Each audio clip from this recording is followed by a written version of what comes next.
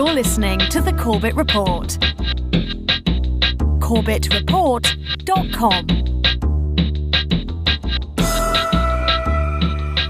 Welcome back, friends. Welcome back to the Corbett Report podcast. I'm James Corbett of CorbettReport.com, coming to you, as always, from the sunny climes of Western Japan, here on the 4th day of December 2020. You're tuned into episode 390 of the Corbett Report podcast, Bretton Woods 2.0. Now, it should be a fairly non-controversial observation that when the managing director of the International Monetary Fund uses the current crisis and the resulting economic, social, and political upheaval to take to the global virtual pulpit that has been afforded her and invoke the memory of Bretton Woods, the historically literate amongst us realize that we, in the general public, are being prepared for a world historical transition.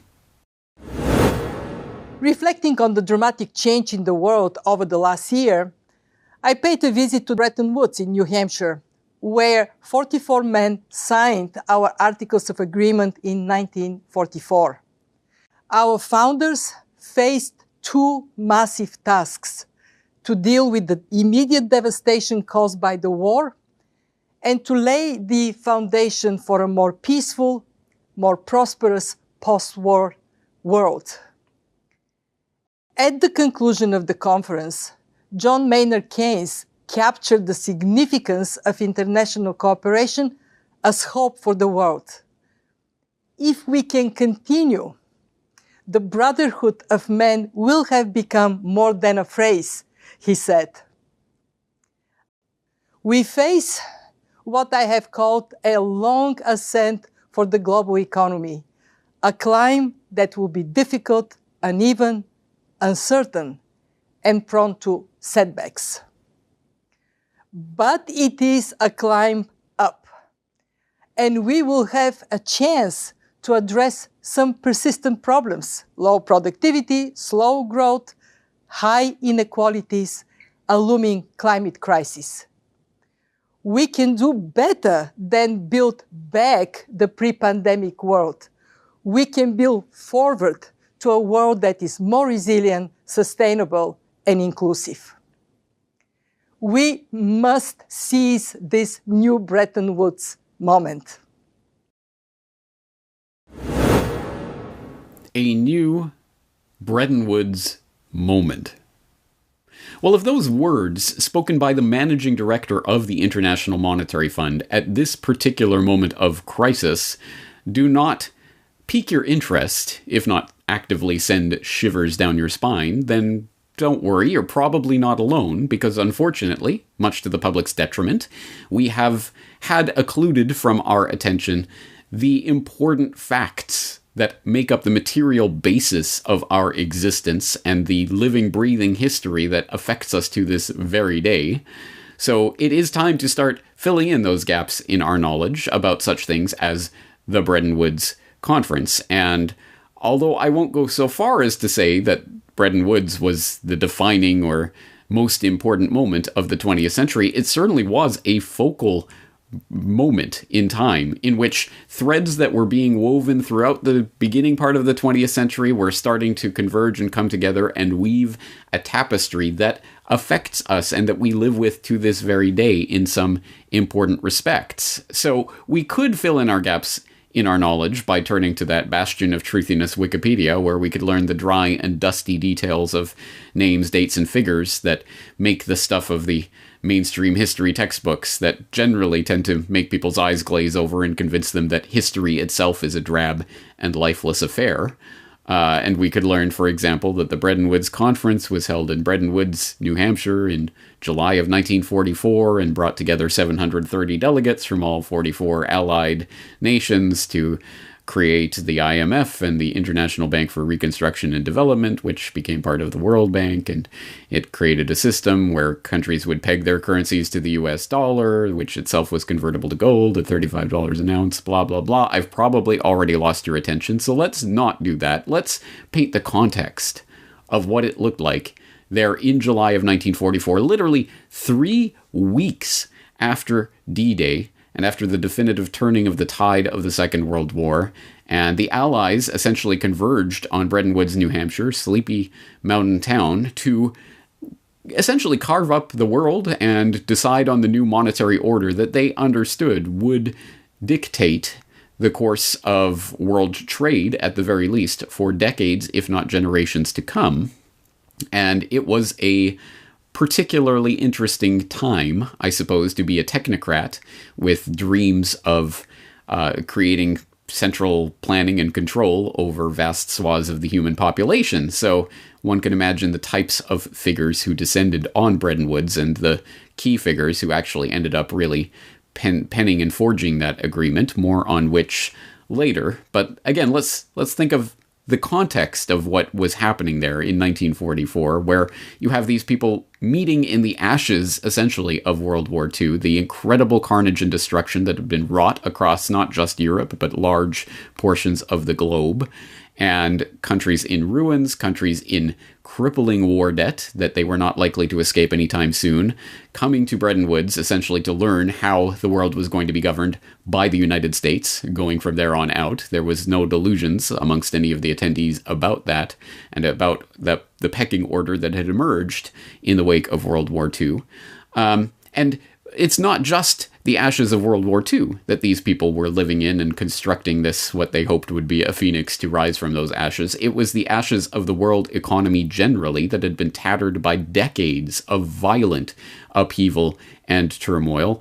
Emphasis on the word violent, starting, I mean, you could go back to World War I itself and paint the picture that way and look at not only the incredible crippling war debts and reparations that had been wrought throughout World War I that led to for example, the turmoil in Germany, the rise and fall of the Weimar Republic, the hyperinflationary events leading to National Socialism, and all of those pieces of that puzzle. But of course, then also you look at the context in the United States and elsewhere, the great crash of 1929, the Great Depression, you have tariffs and trade barriers being erected, you have the disintegration of the gold standard, which had been the basis for world trade in the 19th and early 20th century.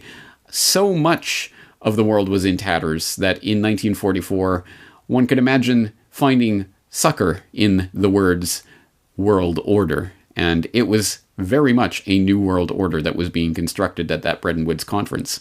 So I think that an incredibly instructive way to view history is through a lens that almost no historians use, which is the monetary lens, to understand history through monetary history. And when you do so, you start to see connections between events that otherwise seem disparate, disconnected, chaotic, random.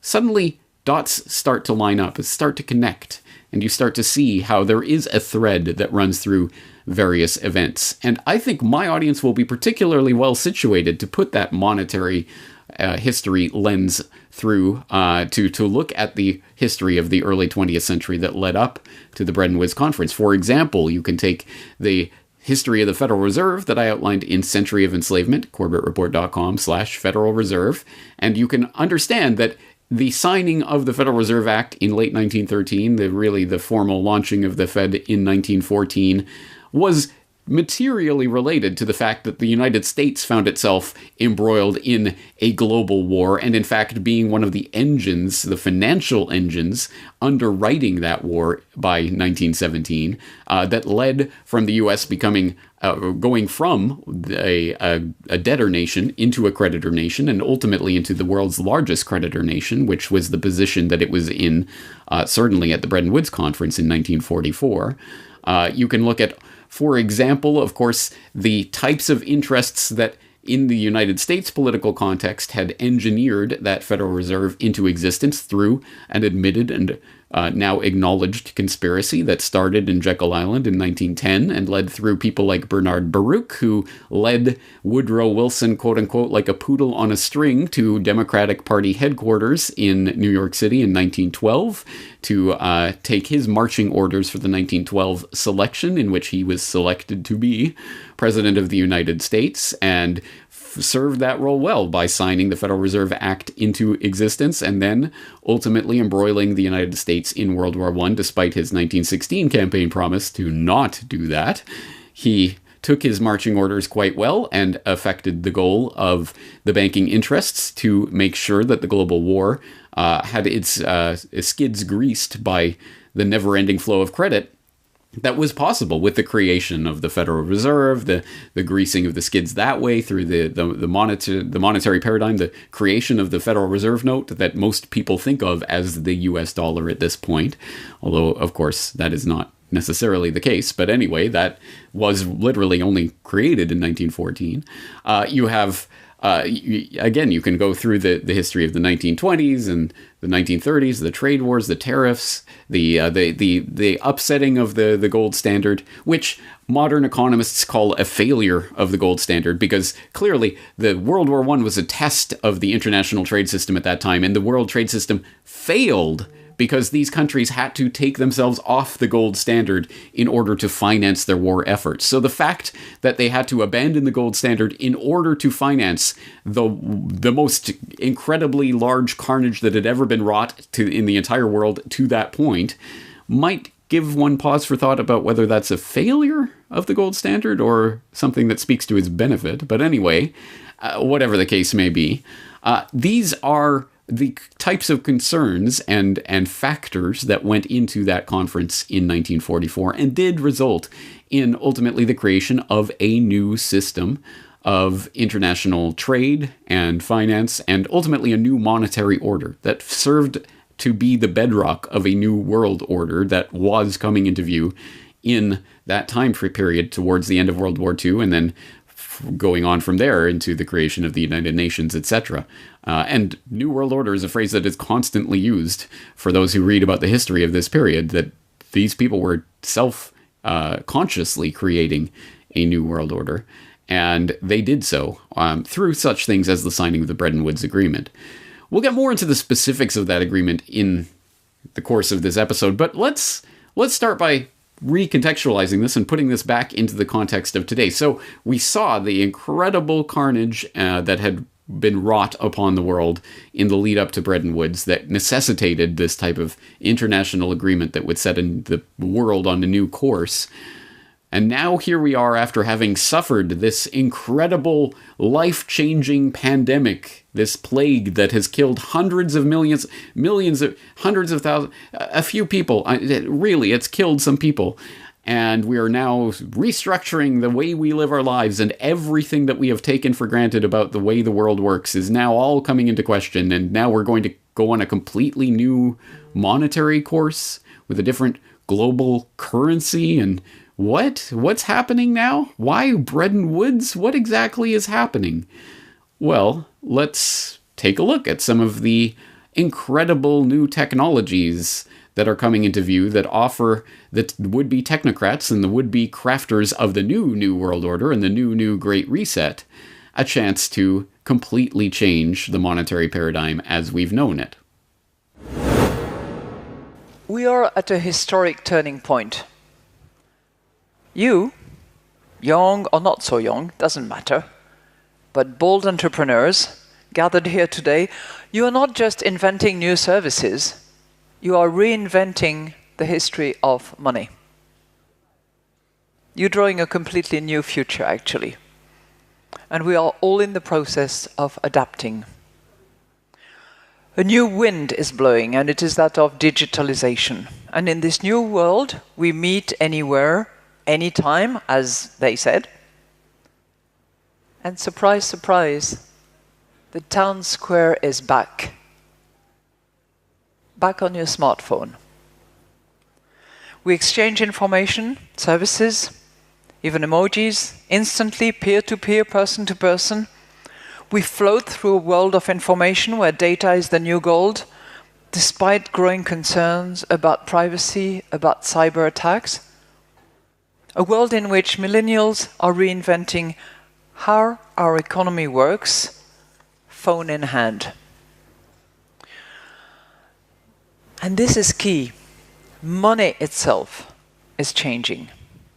We expect it to become more convenient, more user-friendly, perhaps even less serious-looking. We expect it to be integrated with social media, readily available for online and person-to-person use, including micropayments. And of course, we expect it to be cheap, safe, protected against criminals and prying eyes. So, what role will remain for cash in this digital world? There are already signs in some shop windows. Cash not accepted. And it's not just in Scandinavia, the poster child of a cashless world. In various other countries too, demand for cash is decreasing, as is shown in our IMF work. And in 10, 20, 30 years' time, who will still be exchanging those pieces of paper called checks? Yes, for those of you keeping track at home, that is previous IMF Managing Director, current President of the ECB, the European Central Bank, and, lest we forget, convicted criminal, yes, convicted criminal, Christine Lagarde. If you are unfamiliar with that story, I will provide a link in the show notes to fill you in on those details at corbettreport.com/BrettonWoods2. Please check into it. But yes, that is Christine Lagarde talking about how the transformation of fintech, financial technology, will be affected by this digital revolution and how it is changing the nature of money itself, or at least what the central bankers of the world call money, which may be a different thing altogether, but it is certainly going to impact each and every one of us, as the central banks around the world are now busily and determinedly looking into and starting their plans for bringing into existence central bank digital currencies. Write that term down. It's going to become more and more a part of the everyday parlance of the bankers and their mockingbird repeaters in the mainstream corporate press. Central bank digital currency, CBDC, is certainly a word to keep your eyes on, or a phrase to keep your eyes on, because it is going to be invoked more and more in the coming years. So the first question that I'm sure everyone will have when encountering that term is, what is a central bank digital currency? And right off the bat, as you can tell from the name, there are two key features that we know that are implicit in the concept of CBDC. One is that it is central bank issued or controlled in some key sense, and the second is that it's digital. So we know that much, at least, about whatever gets passed off as CBDC, and there will presumably be many different forms of CBDCs in many different countries, because they will all be implemented in slightly different ways. But anyway, those core features obviously need to be core features in order for it to count as a CBDC. But other than that, it's details schmetails. I mean, we'll work that out.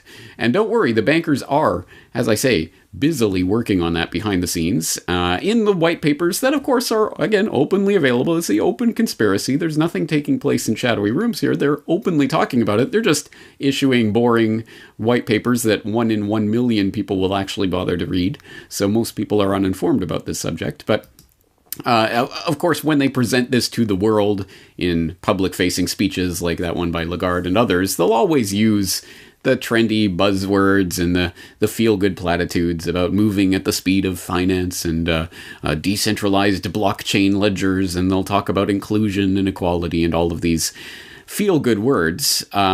But what form these CBDCs actually end up taking is very much up for grabs, or at least is up for the decision of the technocrats who are seeking right now, in fact, are carving out a new monetary order right under our noses.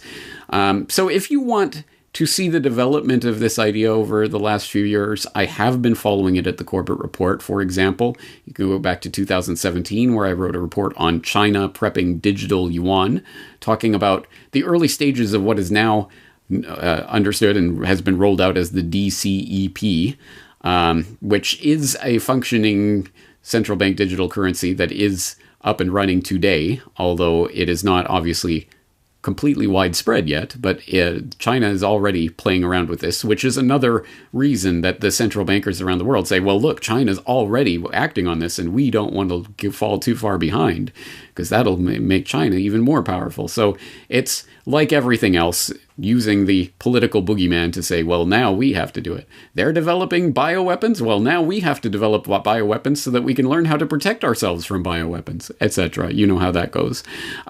So from that China Prepping Digital Yuan report, you can saunter on over to 2019, where I wrote about who's afraid of decentralized currency, talking a little bit more about the Bitcoin PSYOP and how central bankers are rushing to embrace these decentralized blockchain ledger-based cryptocurrencies, Bitcoin, Fedcoin, whatever. What's the difference? It's all the same. Buzzword, buzzword, buzzword. And I did go through and break down a little bit more about that. And I pointed at that time to a BIS, Bank for International Settlement, white paper from 2017 called Central Bank Cryptocurrencies, where they created a taxonomy of nomenclature for looking at different types of digital currencies and how they can be separated and divided up. And they come up with this extremely confusing Venn diagram in there. Another thing that I pointed to in my Bitcoin PSYOP episode of this podcast. But let's get the basic bare bones explanation of what is a central bank digital currency directly from Government Sachs, because why not? Surely they know what they're talking about. So from a recent Government Sachs report about the future of the dollar, they write, a central bank digital currency, CBDC, is a new form of money issued digitally by the central bank and intended to serve as legal tender. From an accounting perspective, it is a third form of liability for the central bank, alongside cash and central bank reserves. As the name suggests, these two aspects, digital form and central bank issuance, are necessary components of all central bank digital currencies. Other design aspects of CBDCs may vary. One key distinction is between wholesale and retail CBDCs. The former are used only between central banks and financial institutions, while the latter is digital cash, M0, for use by households and businesses. Central bank digital currencies differ from existing forms of payment in several ways. Currencies can generally be categorized by the type of issuer backing the currency, ranging from central bank claims to commercial and private claims, and lastly to those without a backstop. And currencies can also be distinguished between account-centric and token-based forms of money, and within tokens between digital and physical ones. Cash is the classic example of a token-based instrument. Its use requires only physical possession of the bills without any other information or identification.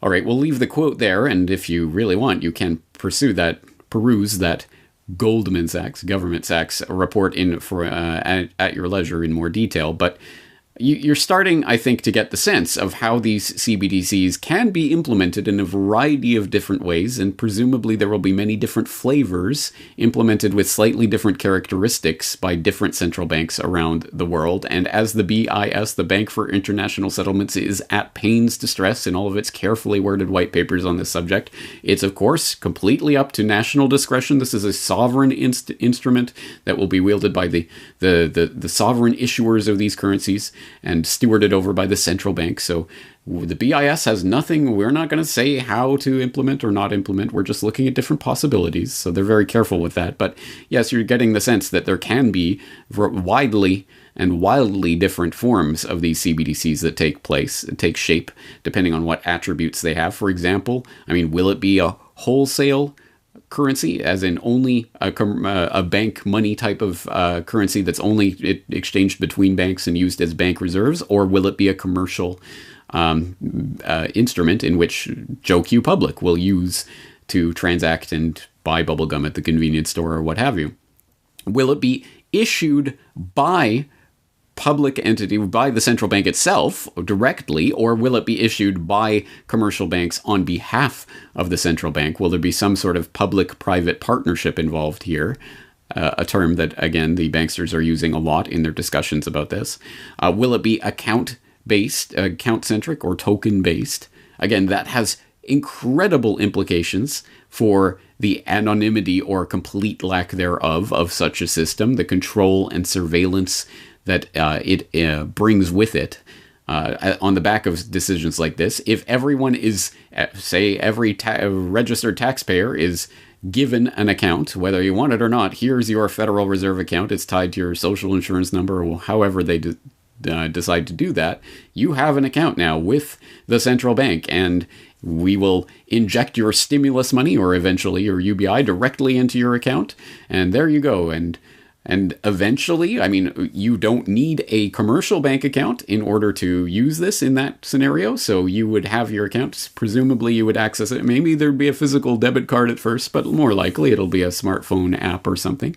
And you'll be able to trade directly with people. Just like with cash, you'll be able to send it from your wallet and your smartphone to your friend's wallet, and you won't need a bank middleman. Yay! It's just that, oh yeah, I mean, the government, the central bank, which of course is arm's length removed from the government, right, will be the silent witness to absolutely every transaction that takes place, whether you buy that stick of bubble gum at the convenience store, this particular convenience store in this particular neighborhood at 2:47 a.m.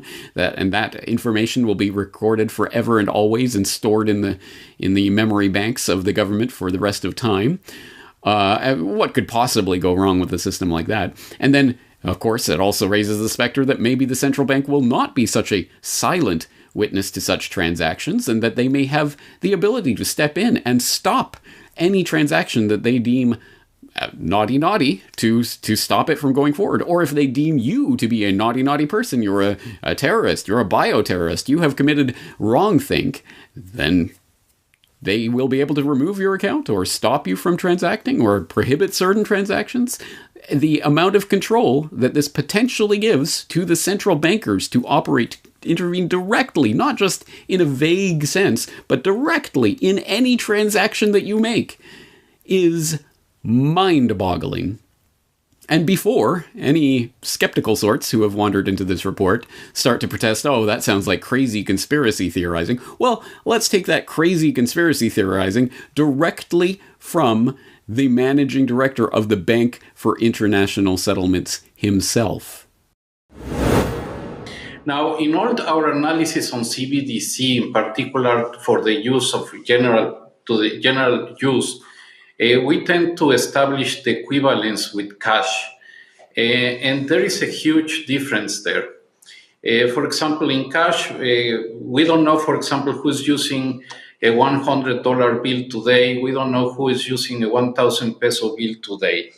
A key difference with the CBDC is that central bank will have absolute control on the rules and regulations that will determine the use of that expression of central bank liability.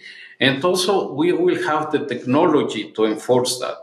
Those two issues are extremely important, and that makes a huge difference with respect to what cash is.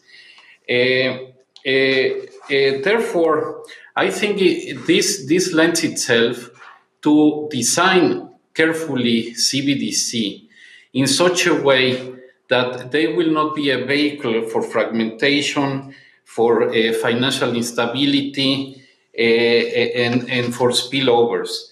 Therefore, I don't think that by themselves CBDC is a threat to the international monetary system. For example, in the issue of currency substitution, if an advanced economy issues a CBDC and somebody in a third country wants to use it, it will require the consent of the central bank of the residence of that person. Therefore, the degree of control will be far bigger.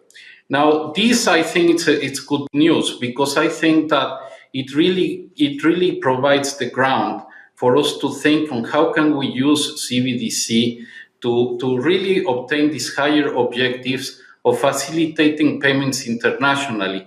How are we going to make them to reduce costs, to enhance inclusion? How are we going to make this route run smoothly? That is something that so far we haven't achieved. There are many efficiency gains that can be captured, and I think our concentration should be there.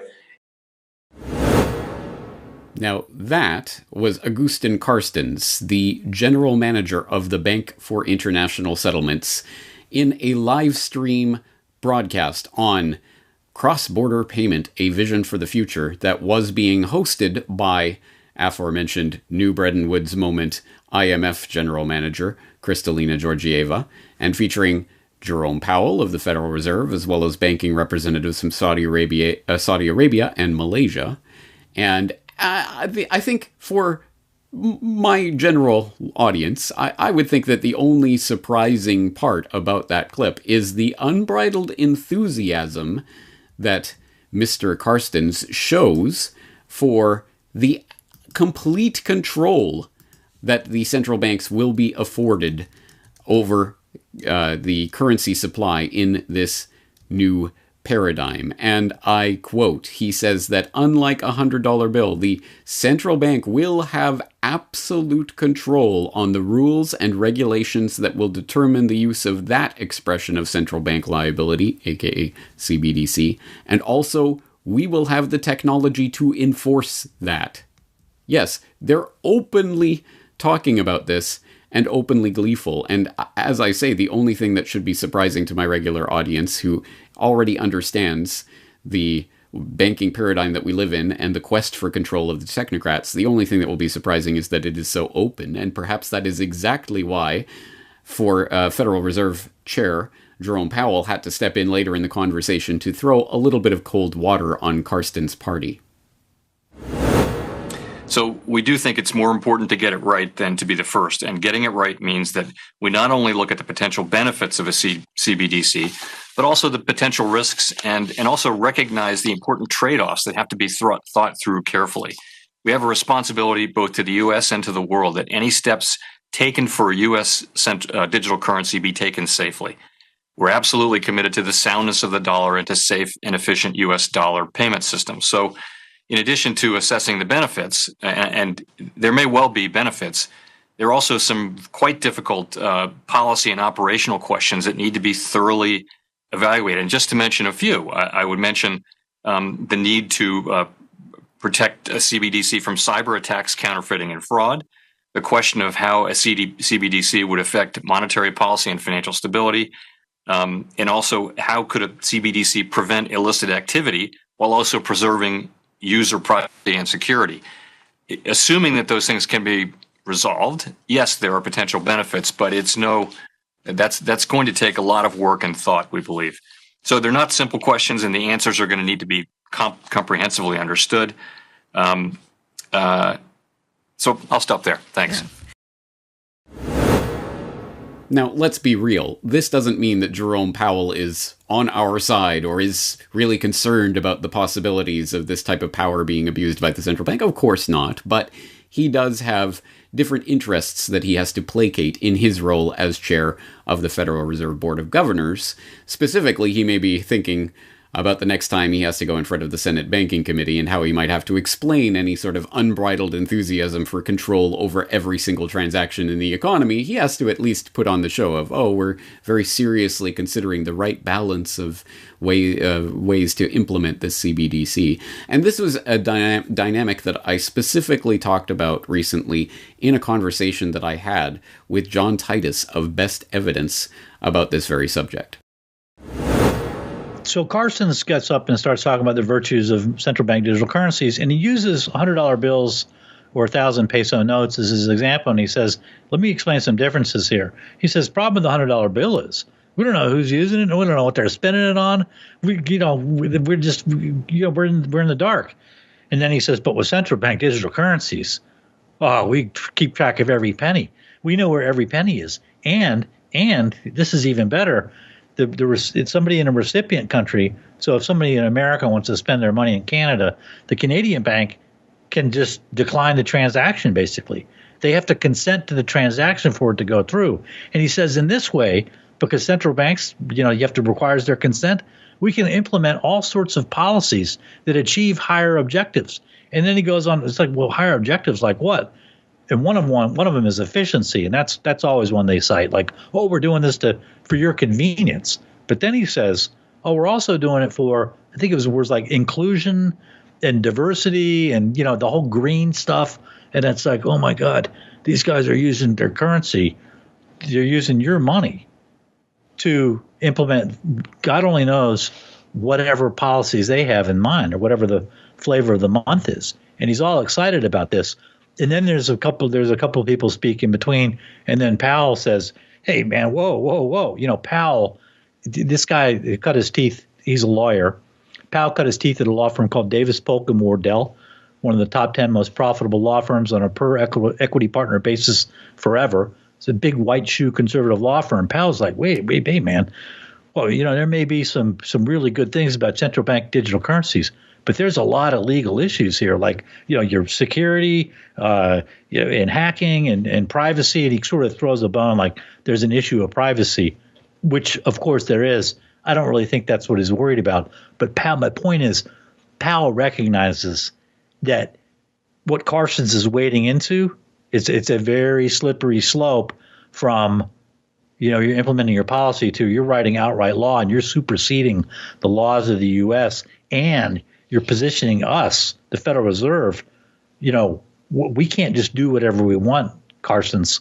Okay, the Fed's got legal limits, maybe that other countries don't, because the U.S. has a constitution. And if it gets too far out of line, you're going to force a big legal issue. And the powers that be don't want that. And Powell understands that, and Carson's does not. But it was a very interesting exchange between those two.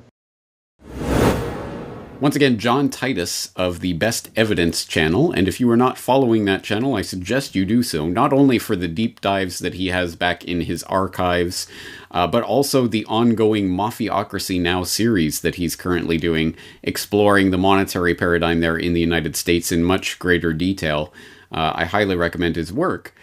But on that note, if you are only following me on YouTube, please stop following me on YouTube. But if you are only following me via my main YouTube channel, you may not know I have a secondary channel where I post up the full-length conversations with people like John Titus and others on an ongoing regular basis. So you are missing out on a bunch of very important material if you're only following me through my main YouTube channel. So another good reason to follow me through CorbettReport.com or my various other social media platforms. That being said, I would like to pick up on at least one point that John Titus makes there. He makes a number of good observations, one of which is that one of the things that Carstens seems most excited about is the ability to enact various policy goals and agendas through the central banking system itself, now directly operable by these central bank digital currencies and the technocrats stewarding over them at the central bank. And one of the ones that Titus cites and that Carsten specifically points out is inclusion, which just sounds like another political buzzword, one of these mealy-mouthed pieces of blather that the politicians say and we all clap, oh yay, inclusion, that sounds good. We all know what inclusion means, right? It means everyone is included, everyone feels at home, everyone's welcome. But wait, what does inclusion mean actually in a specific banking context? Because it does actually have a specific meaning in this specific context, one that is elaborated on at greater length in that IMF live stream later on, as Kristalina Georgieva introduces the subject and then hands it over to the governor of the Saudi Arabian Monetary Authority to talk a little bit more about what inclusion means in this case. One of the aspects of our conversation today is about inclusion. What can be done so those who have limited access or at this point of time no access whatsoever to the financial system we are describing can be included? How improving cross-border payments can play a role? And to what extent we can venture in technological improvements that can accelerate this process of inclusion, more specifically, digital ID. If we are imagining a world in which digital is the way in which financial transactions take place, how could poor people, especially poor people in poor countries, can be part of it? And Ahmed, I want to ask you this question. You have given a lot of thought to it, especially in this year of leading the G20. So how can we get there? Do we need to put more emphasis on the issue of reliable national ID systems. How do we make it so that we walk on two legs, on the financial side, but also on the ID side? Well, indeed, one of the very important goals of improving cross-border payments is to enhance financial inclusion in our region in particular, for the reasons, for a number of good reasons, in fact. But a key hurdle to greater inclusion would be the lack of comprehensive and reliable, what you call it, the identity system, whose information can be trusted in other jurisdictions. I agree that offering such a system has to be a cornerstone of global efforts to improve both national and cross-border payments. The establishment of identity systems in the cross-border, which is probably remote, is clearly linked to streamlining the KYC and the customer due diligence processes. In the domestic level in Saudi Arabia, we are working on a national eKYC system, which harnesses our national identity system through the KYC ecosystem. The critical factor is how national systems, i.e. national identity and KYC information, can be harnessed in the cross-border context and trusted by all parties. Working with the Financial Stability Board and the Cross-Border Payment Coordination Group of the Committee on Payments and Market Infrastructures, the CPMI, we have identified this objective as a specific building block in the roadmap to improving cross-border payments. This initiative will require extensive coordination among government agencies and financial institutions, as well as support from multilateral organizations such as the IMF. The financial costs of developing national digital ID and building shared KYC and digital ID infrastructure may also be significant, and this will prove a challenge for emerging market economies to fund, particularly in the current environment. Are you paying attention? Because all of these pieces are starting to come together right now, and I know it's hidden behind all of this blather of banking terminology about cross-border payments and multilateral institutions, but no, listen to what is being said beyond the KYC, know your customer type of lingo and all of that. National identification systems are going to have to be part of constructing this know your customer ecosystem that will not only identify each and every person on this planet for the sake of the national governments, but then there will have to be cross-border regimes set up so that different systems can interact with each other virtually, instantaneously around the world. I guess there will have to be some sort of coordinating global institution that will be able to harness all of this data and make sure it all talks together nicely, and maybe something like the IMF, whatever, we'll work out those details. But yes, we'll need some sort of just global identification system rolled out. I mean, the problem is that this might be really expensive to have this kind of, like an Indian Aadhaar system of biometric IDing a billion people or something along those lines. I mean, those systems don't exactly just create themselves, and it might be difficult for developing countries to be able to electronically ID all their all of their population. So these developing countries will need some monetary help with this. I mean, if only there were some generous philanthropists that out of the bottom of their own good hearts were willing to put in some money on such an obviously important issue. If only there were some brave and wonderful billionaire philanthropists who understood the importance of creating these ID systems. I don't need to tell you that the poor have been unbanked for as long as there have been banks. Why is this time different? Well, it's really the digital revolution. The poorest have, bought cows, stored gold, put currency under their mattress, but they are getting cell phones, and the cell phone capability of identifying who's using the cell phone, letting you look at your spending patterns. That's going to be common sense. People are going to have help and lots of innovative products competing on top of this digital currency platform. So if technology, mobile phones, for example, digital money, helps to increase access to financial services at the same time as it lowers the cost of delivery, why is philanthropy needed? Philanthropy should just be here to bootstrap this. There are a lot of regulations in this area, and understanding how those regulations can make the cost of remittances, where you're sending money back to your family in your country of origin, how right now that has about a 5% overhead on it. We think we have a role to make sure that, particularly for the smaller transactions, the regulations don't impose those very high costs.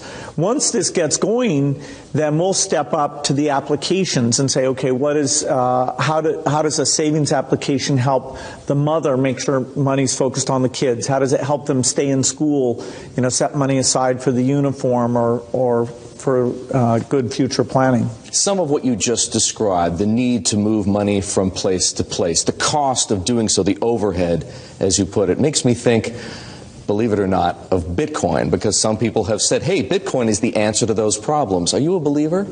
Well, Bitcoin is exciting because it shows how cheap it can be.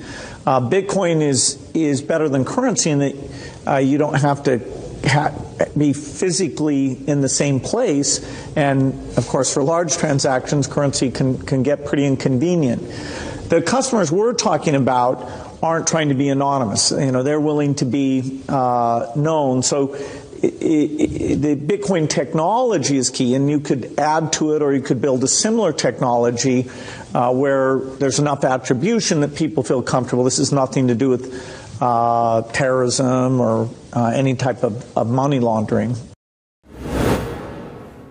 Yes, of course. Who else did you expect? Yes, as anyone who has hopefully not just read or listened to, but actually digested the information in my Who is Bill Gates documentary will know by now.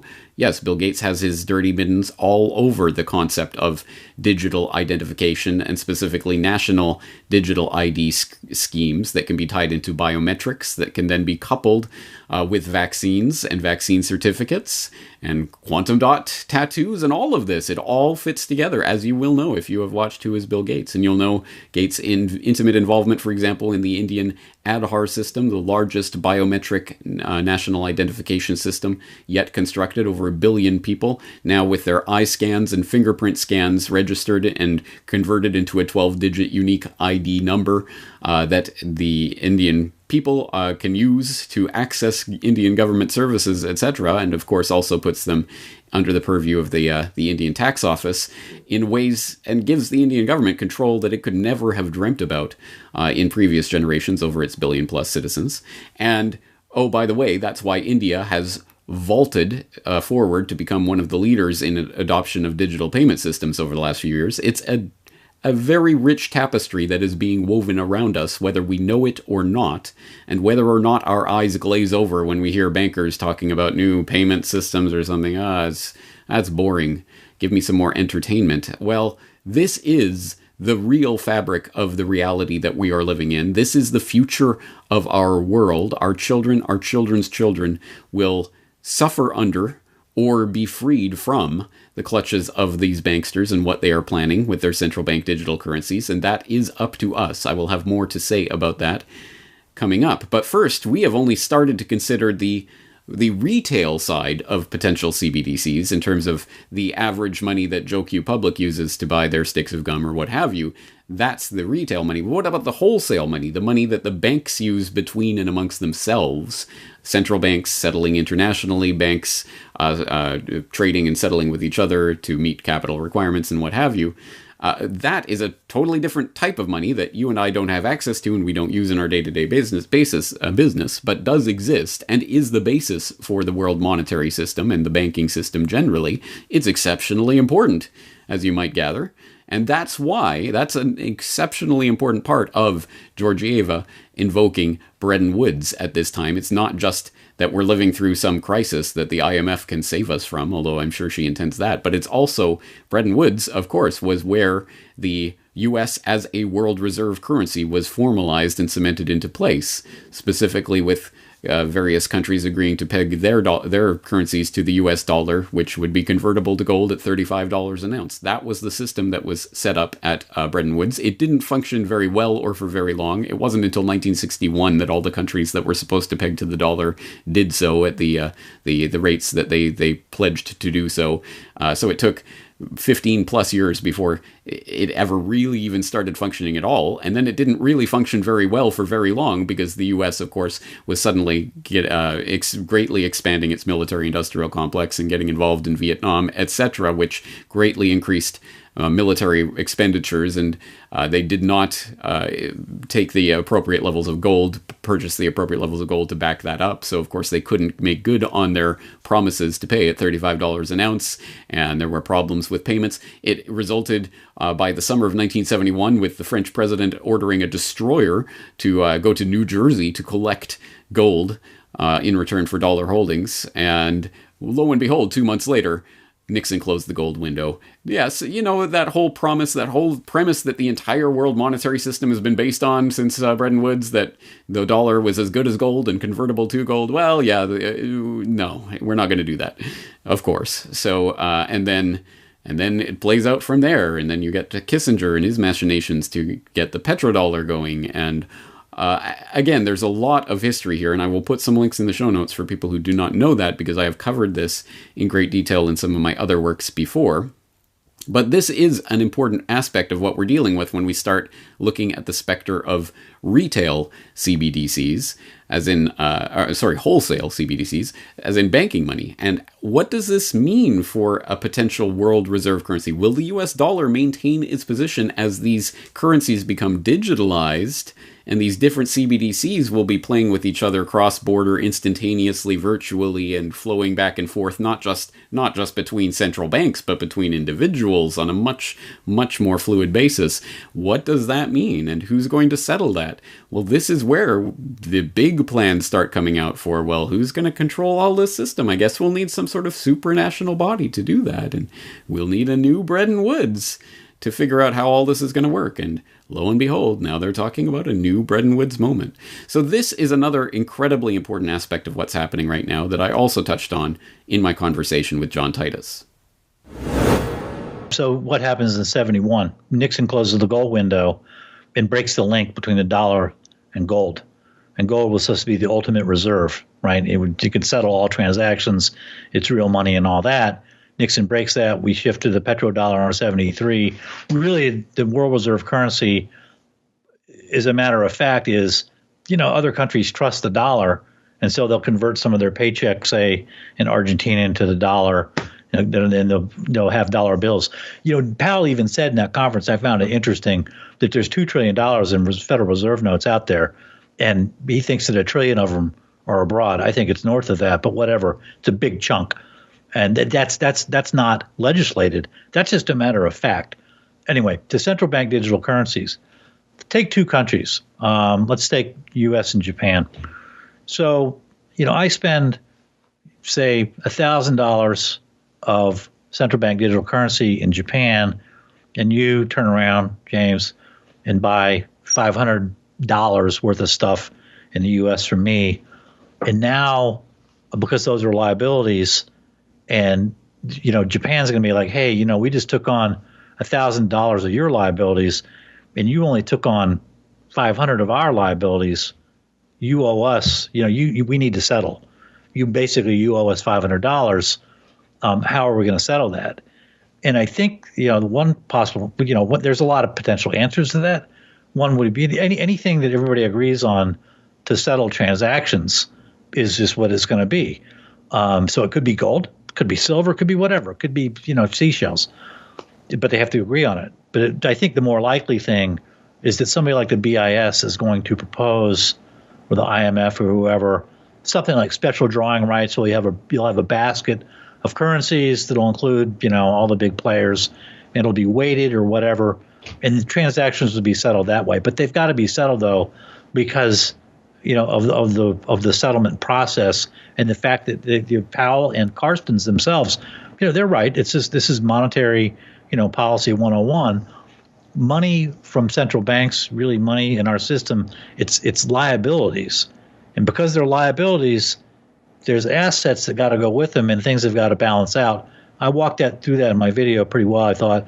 And the same principle would apply to central banks with liabilities issuing cross borders. How are those transactions going to be settled? And is the BIS planning on issuing some sort of, reserve that functions as an asset? And if it does, then that will become the world reserve currency, whatever asset that is, because it is the ultimate reserve. The U.S. dollar having, broken the link to gold 50 years ago, a long time ago.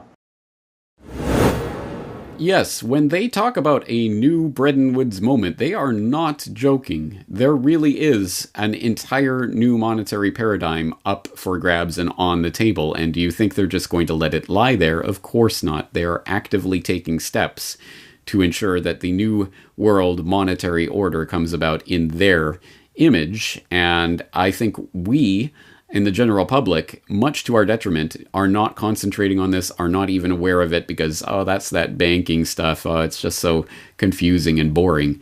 Whereas in reality, this is the determinant factor in the future of human relations. Human transactions will be governed for decades, if not generations to come, by agreements that are being made behind the scenes right now that it would really behoove us to know a little bit about. At any rate, so that we can take appropriate steps and measures to insulate ourselves and hopefully transition ourselves off of this system of economic and monetary enslavement that's been woven around us. More on which in a moment. But first, let me just say, as much as we have covered today, we have only scraped the surface of this issue. For example, we could go into the works of, say, Ben Steele, who wrote The Battle of Bretton Woods, John Maynard Keynes, Harry Dexter White, and the making of, quote, a new world order. Say it with me. Yes, a new world order. And this is a voluminous, well-documented, informative book on the history of the Bretton Woods Agreement and the players at that table, specifically in this case, Harry Dexter White for the Americans and John Maynard Keynes for the British Empire. The Bretton Woods Agreement is formally an agreement that was signed by all of the Allied members of the World War II effort. But in reality, it's not like all of these Allied countries, the delegates from the 44 countries, descended on Bretton Woods hoping to, negotiate and get their part out of it. Well, not really. They were going for their marching orders because by that point it was apparent America was going to be the leader of the New World Order. And so everyone was going to figure out, well, okay, so what's that going to look like? If there was an actual participant in those negotiations that helped to shape those negotiations, it would have been the British Empire, and represented most notably in that case by John Maynard Keynes, who most people will probably know as, in passing, Keynesianism as sort of the carte blanche for the technocrats who lust after any sort of ideological justification for their technocratic stewardship over central planning of the economy. Well, Keynes handed that to them on the silver platter, most notably and most famously with his general theory. But more to the point, and interestingly enough, not noted at all by someone like Ben Steele, who, oh, by the way, is a senior fellow for the Council on Foreign Relations, not noted at all that John Maynard Keynes also was the president of the British Eugenics Society from 1937 to 1944, an avowed, committed eugenicist. And what part did that have to play in the type of international monetary system that he was seeking to construct, and who might come out on top in that system? Or Harry Dexter White, who Steele, to his credit, does at least note, was actually, yes, a Soviet informant, declassified. This is mainstream history at this point. Yes, Harry Dexter White was just one of the many, many Soviet informants infesting the Roosevelt administration. What were the real ramifications of that? What did that mean in terms of what his position there was, helping to carve out a new world monetary order there in Bretton Woods? That isn't really reflected on too deeply by Ben Steele. So, of course, take it with a gigantic grain of salt, this senior fellow of the Council on Foreign Relations and his history of Bretton Woods. But having said that, do not throw the baby out with the bathwater. There is a lot of very interesting and documented evidence and documents and observations in that book that are worth knowing if you are interested in more detail about Bretton Woods and what really happened there 76 years ago that has shaped so much of our lives and the monetary fabric of the world that we live in. Extremely important stuff, including, just as an aside, just a little tidbit.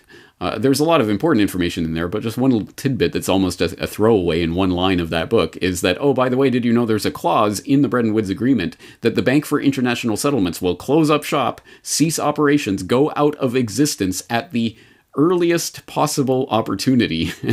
And apparently when asked when that earliest opportunity might come, Keynes apparently remarked something along the lines of, well, not very soon. And yes, he was right about that. 76 years later, the Bank for International Settlements is certainly not closing shop anytime soon, but actually that was a part of Bretton Woods Agreement that no one took seriously.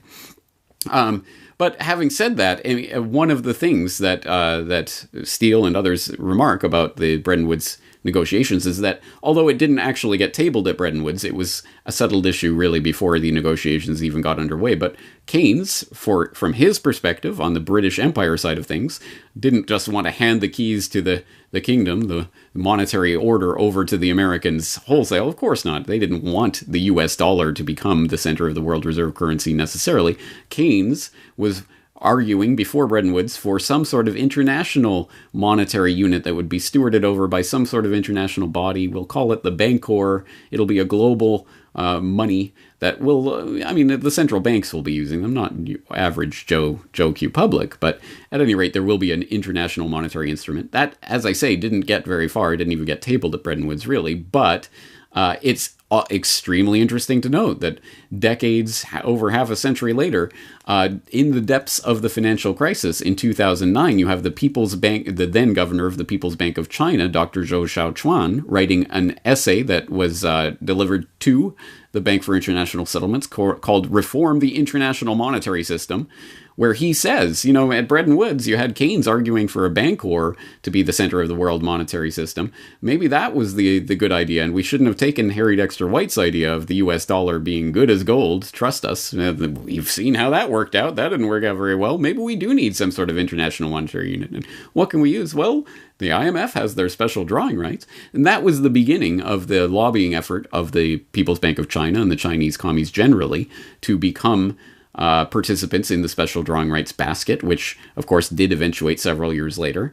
And that's why people still to this day talk about the SDR as being a potential for that replacement of the US dollar as world reserve currency. It could happen. And we might be being transitioned into that via this CBDC paradigm that's going to require some sort of new monetary paradigm. So incredibly important things are on the table right now. And the time frame for this is not decades away. It's not, they're not talking in terms of centuries, some sort of slow glacial pace. No, things are happening right now. People will have seen in the last few years, Mark Carney and others talking about some sort of Libra-like quote-unquote cryptocurrency, by which they mean central bank digital currency, will be needed in the future and that sort of thing. But those pronouncements are getting more and more strenuous. And for example, someone who is keeping good track of this is Stephen Guinness at stephenguinness2.wordpress.com. I'll throw the link in the show notes. But yes, he's been following this issue for some time. So for example, back in July, he had an article up on Bank of England governor signals central bank digital currency is coming. And then he followed that up in August with a article, BOE, Bank of England, on course to begin rollout of new payment system, talking about the UK's real-time gross settlement payment system that is being worked on and is apparently ready for rollout in 2022. So things are happening and they are progressing quickly. We're talking within years, we will start to see these digital, central bank digital currencies being rolled out, or at least the PR campaign rolling out. And we're already starting to see that. And it's only a question of how it's introduced to the public so that they will not revolt against it.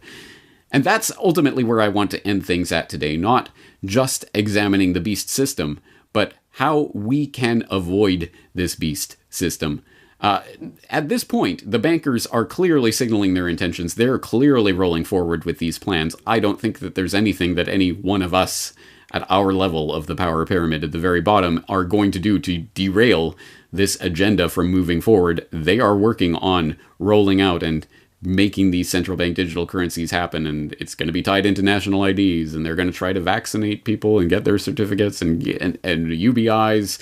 Don't worry, you guys, we'll provide for you as we lock you down, as long as you comply. It's all happening right now, and I don't think we're going to derail it through some sort of assault from within the system. No, as I have been saying for years now, and is only being underlined doubly and triply so by recent events, our power is in not participating in this system, in recognizing that there are other things that we can use to exchange and trade with each other other than these dollars or pesos or yen or pounds that we are being given by these central banks. Of course, when it is convenient, they will start extracting cash or anything that even reeks of anonymity in any sense, and they will start replacing it with these digital equivalents. And of course, it will not happen all at once or overnight. They are not going to suddenly say no more cash and now only this digital and everyone must have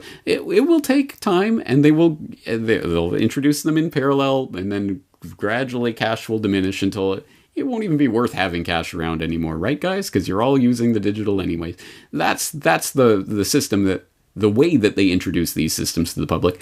Well, we need to be engaged in the exact opposite course by starting introducing and building up the alternative payment systems and structures which we can use to interact with each other directly, and not through the central banks, not without central banks watching over and directing and approving or disapproving every single transaction that takes place. How can we possibly do that? Well, of course, there are the time-honored and very old forms of exchange, not just barter, although that is certainly something that can happen, but also, of course, precious metals can be used to exchange goods and services, yes, but there are lots of other ideas too. Alternative currencies, complementary currencies, LETS systems, and time hours systems, and those types of trading systems that have been established in a number of communities. They may already even exist in your community. You may not even know about it because it's not widely known and people haven't been thinking along these lines, but they better start doing so.